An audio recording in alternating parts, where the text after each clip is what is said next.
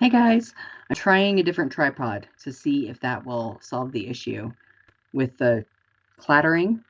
I don't know why. This is the second camera that I've gotten from Logitech, and they've gotten really great reviews. And for me, sometimes they just make this freaking rattling sound, and I don't know if it's the zoom when I do this. If it starts doing that, I don't know. If we hear it again, hopefully it didn't mess up the last video too bad. I'll figure it out. It might be my large tripod here, the way I had it hooked up or something. I don't know. I'll figure it out. So it's week 15. We're doing uh, Eligos or Eligos or however you would like to pronounce that. Go with a pronunciation that feels most comfortable on your tongue. Okay. Kind of like, when you do invocation, sometimes it's even better to use and create your own.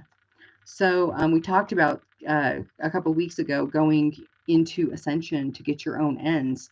You can write them in your own language. You can write something heartfelt, like come to me, insert demon here, and be present during this rite or whatever. I mean, something as simple as that can work. Sometimes you may need to, repeat it, but really it's the intent behind it. When you're sending out a call into the ether and drawing something back to you, it's kind of like that energy will be drawn to you because you're using sense that the demonic force likes. You may be using colors, directions. All of these things will draw that particular energy to you, or at least that's the wisdom behind all of the correspondences. When you use correspondences, when you're making spirit houses, some people say spirit boxes, some people call them vessels or whatever, or you're making something that attracts a spirit to it so that spirit's energy comes through that particular object or item. That's what you're doing, is you are oftentimes filling that box or that vessel with things that spirit likes to create like a comfortable home for it, in the sense that you're drawing that type of energy to it because that type of energy is naturally attracted to those things that you've included in the box, if that makes sense. So, that said, let's take a look at Eligos. Now, Eligos, some of you may actually know this demon as Abigor. In some hierarchies, that's the listed name, and they've decided, because the way the correspondences are, and the purposes and all of that they kind of meshed. So Eligos is listed as Abigor in some grimoires. So another water demon. This time direction is west. You can adjust your directional correspondences based on what you're doing and the alchemical combination that you are wanting for something, but go with the one that makes the most sense for you. If you started with Agrippa, then go with the Agrippa directional correspondences, which are totally different than your Western uh, traditional witchcraft and demonolatry uh, things, and you don't have the same. They're not. I don't know if they're as mutable or not with Agrippa. Like you can't just swap out like with the standard. You can swap water west or north, and the same thing with earth can be west or north because they're mutable elements. Um, so there's that. Color green, metal copper, planet Venus, scent sandalwood. Also keep some sandalwood sticks handy because those are pretty universal too. Offering wine and blood. And the N is particular. Oh, it's doing it again. Let's see if we can get that to stop. Try that. Nope, it's doing it still. I don't know what is going on here. Huh. I'm gonna have to fix that. Anyway, it's a very long N, not good for a mantra. Let's see if you can get my giant face in here. Let's see. He's a demon of divination, knowledge, power, vengeance, wisdom. He can discover hidden things and knows what's to come. So if you're doing divination, so maybe we'll do some divination this week because it's always good to have a nice smattering of divination demons in your arsenal.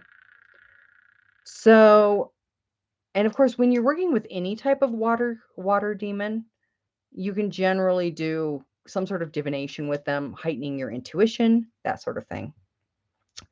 Let's see. Knoweth things to come, and of wars, and how soldiers will or shall meet. He causeth the love of lords and great persons. He's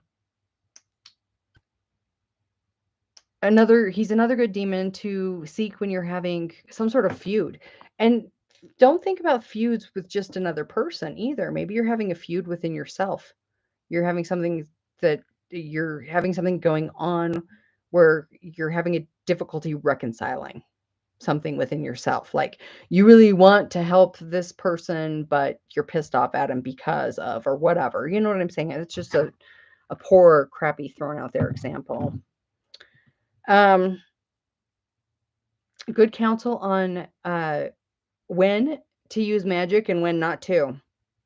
And he can also tell you if someone is actually cursing you. So he's a good demon to call on if you're looking to find out if you've been cursed. Or if someone you know has been cursed. Sorry, I keep putting my ear to this thing to see if it's rattling. It's gonna drive me crazy. And if that's the case, I don't know, then maybe my other camera is perfectly good too. And stupid thing. It's gotta be something that I'm doing here.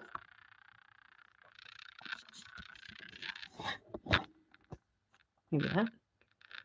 Okay. So let's go through this N. It's actually quite long. Yen anka Eligos or never mind, it's not long. There's two of them. Yen anka Eligos Elan Abagor Tasa Uan anka. So when you're working with the Abagor aspect, that's actually more an aspect of personal power, confidence, that kind of personal power, the confidence to actually do something.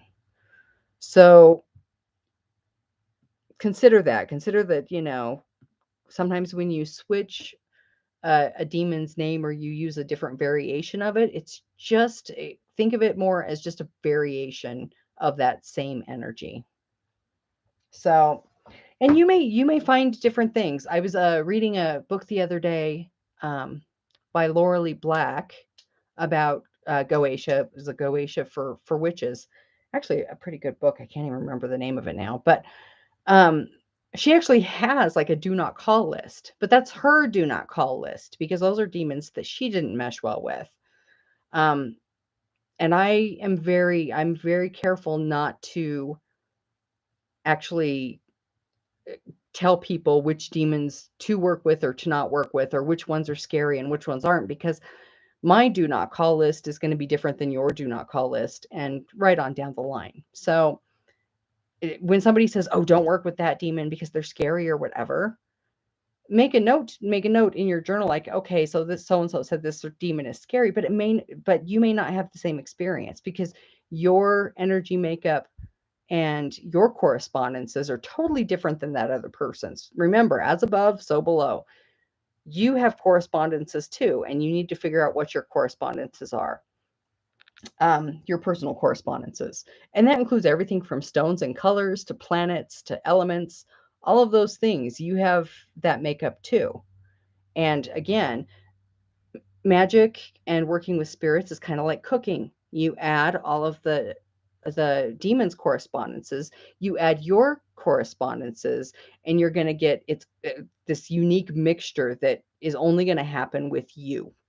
It's not going to happen with every other magician out there. Okay.